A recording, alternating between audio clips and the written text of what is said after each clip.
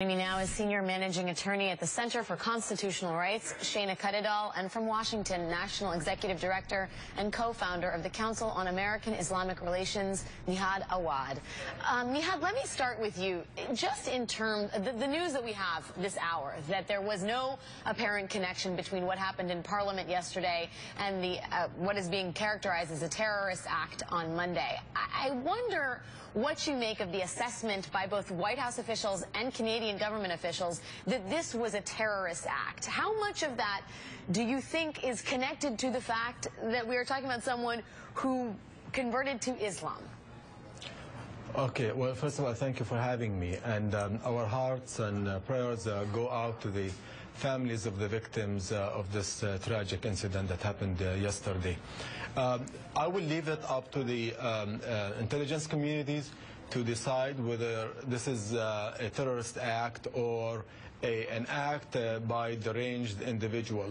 But the more we see information about the background of the gunman, the more we hear about and learn about that he is a troubled individual with criminal history, obviously with mental issues, and this is an important factor that we should keep in mind as we look at this incident that happened yesterday. The other factor is I'm saddened to see that many media commentators and politicians are using the Islamic point here by just saying he converted to Islam, he reverted to Islam, that there's an Islamic component in it.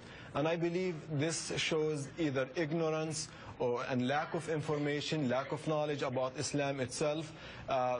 Had the religion of this individual been not Islam, it would not have an issue. It would not have been an issue. And unfortunately, people do not know that if you are Muslim, if you are devoted Muslim, if you go to a mosque, that means you are more likely to be peaceful and to protect innocent lives and not to hurt them.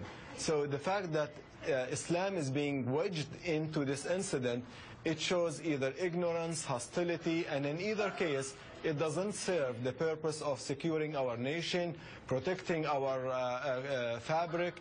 And in a way, let me just say at the end that I'm impressed by the police chief and some politicians in Canada in reaching out to the interfaith community, to the Muslim community, to make sure that they are safe. Because if the intention behind this terrorist attack or murder that took place yesterday was to cause us to hate each other, then they fail. And right. It needs leadership, it needs broad understanding, and not just to have knee-jerk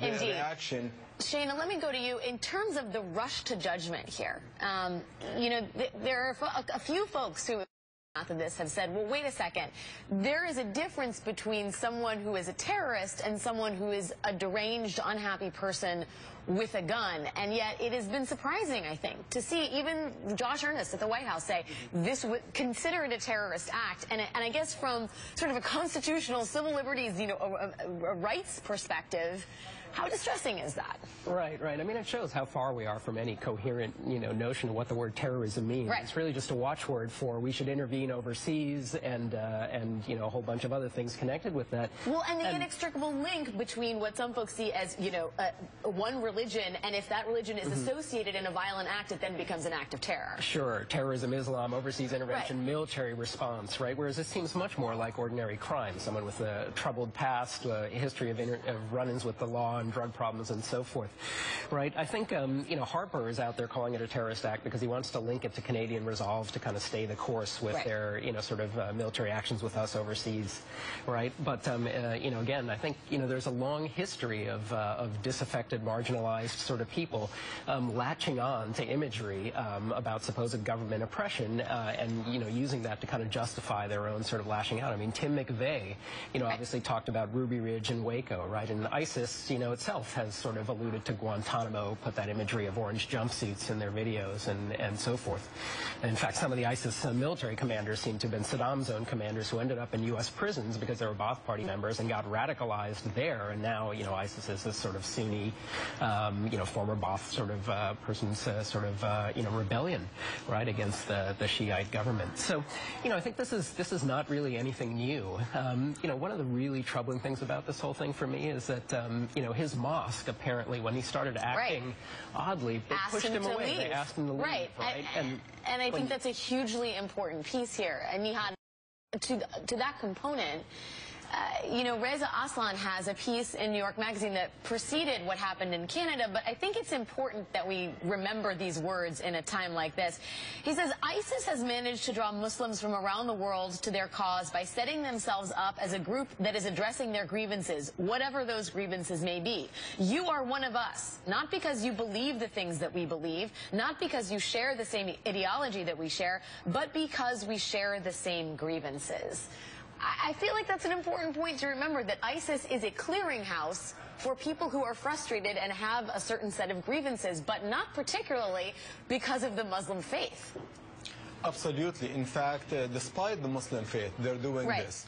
ISIS has utilized and exploited legitimate grievances in the region.